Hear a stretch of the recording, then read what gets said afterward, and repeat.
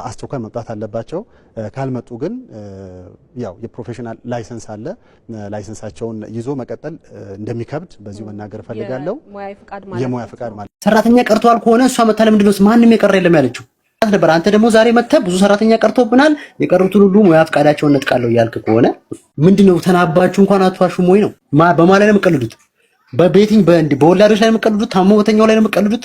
በማለት ነው የምትቀልዱት? መፍትሄ ነው ስቱዲዮ ስትሮጥ ተሯርጣ ኢቲቪ ስቱዲዮ የምትሯሯጠው መፍትሄ አምጥተህ ነው ይዘህ መሄድ ያለብን እንጂ ሱፍን ዘጭ እያረጋችሁ እየተሯሯጣችሁ ኢቲቪ ትመጣላችሁ እንዴ?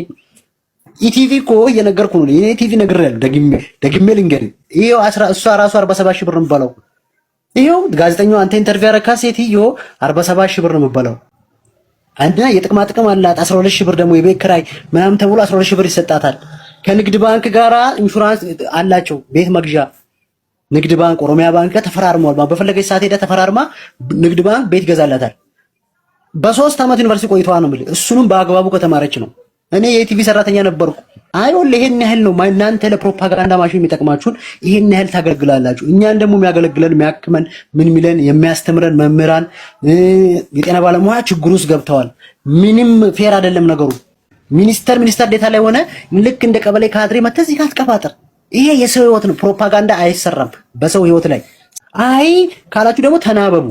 እሷ ስትዋሽ ሌላ ነገር፣ አንተ ስትዋሽ ሌላ ነገር መቀበጣጠሩ የሰው ህይወት ነው የሚጨርሰው። ይሄ ህል መጋባት ነው። ጥያቄዎቹን በአግባቡ መመለስ ነው። ሰራተኞቹ አንሰራም ብለው ነው ቤት የቀሩት።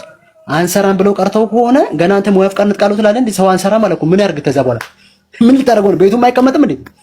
እና መቀበጣጠራችሁን አቁሙ። በሰው ህይወት ላይ አትቀልዱ።